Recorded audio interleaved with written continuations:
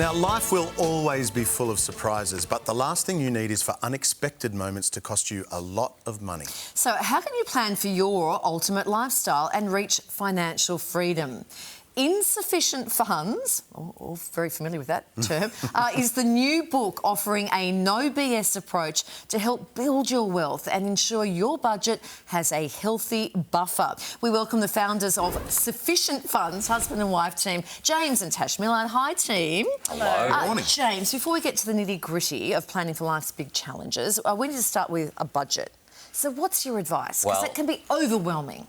Yes, and no one likes that dirty B word, the budget, but that is number one. It's the first of four real steps or the parts of the spending plan that we call it. So having a budget just tells you what does it cost to be you.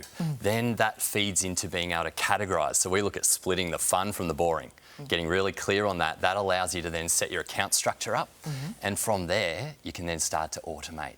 And once you've automated, it all flows and you've got your spending aligned to and nailing your day-to-day money decisions. What does it cost to be me?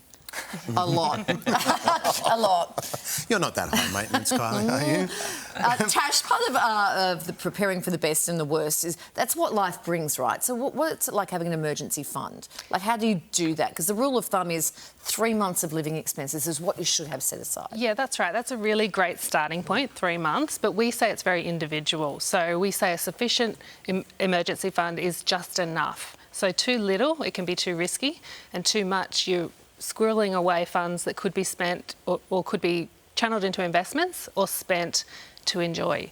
So really you need to look at your own circumstances.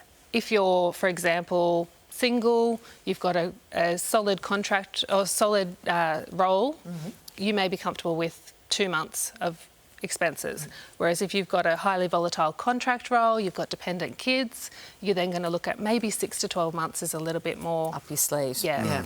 Yeah. And also, you know, when it comes to lifestyle, James, you know, whether you're buying a house or travelling or starting a family, you say it's all about funding the lifestyle that you want. So how do you define what's important? Yeah, and that's the starting point for a money plan. You need to get really clear on what you want, your goals, and what you value. And so we start with values, and that's really thinking through what really makes you tick. What are your core drivers? Is it family? Is it adventure? Is it health? And then start to think about the list of goals. And goals could be thought of as intentions. This is where you get the permission to dream, really think big, and start to look at, I guess, big milestones, what's coming up, what's naturally going to be there, or what are you really trying to achieve there? And then splitting things like thinking about experiences. What experiences are you chasing? But also then the things. You're allowed to have things. You can buy the EV, you can upgrade the home. But once you're clear on all of that, you can then start to really channel your money decisions and bring it all together. OK, so what I'm hearing here is you've got to have focus. You've got to actually think about your money. Tash, starting a family was important to you and James, but you say one of the things that you didn't anticipate was the extra money you needed for surgeries and IVF. So there's tough things to plan for too, isn't it? How did you go through that? Absolutely. So we had no idea how much it was going to cost us to actually have kids. So we decided to have a family at 29. We were both 29. And it wasn't until I was 32 I was diagnosed with endometriosis, and the cost that that resulted in fertility treatments, eventually IVF, we estimate around $20,000 was our cost for IVF, which is a significant amount when you're not expecting that. Yeah. So we absolutely recommend putting that aside in an emergency fund. The other thing with endometriosis, we estimate that cost us around, or still continues to cost us around $7,500 per year over the last 10 years. And we have a line in our budget to make sure that we're covering that off, and then also have the emergency fund for those more emergent needs. Yeah. Well, it's lovely. We know you guys have got 2 lovely kids now, so that's fantastic. But speaking of kids, James, there's a lot of headlines out there now that say that babies are a luxury item. So what sort of things do people need to look out for when it comes to starting a family?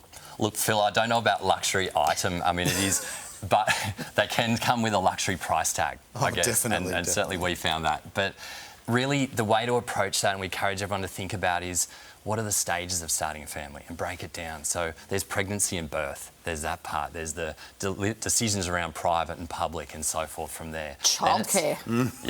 Yep, they're the big ones. So bringing the baby home is a big one. There's 4 big one-off costs there, which is generally pram, car seat, cot, change table. The rest kind of takes care of itself in the first little bit, but then the return to work. So that return to work is where childcare kicks in. Once you've decided how long you're having off, you looked at your entitlements, parental leave, what's the government maybe giving you, that side of things, you're back to work.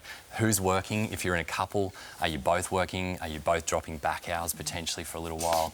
You've got lots of very long lists. And I reckon everybody's lists are longer than the money coming in, and that's the problem. But anyway, we need to sit down, think about it, and that's where you start to build your wealth, when you actually have a plan. One step at a time. One step at a time. Exactly. Good advice. Thank you so much. Thanks so much, guys. you. Now, to learn more, check out James's book, Insufficient Funds.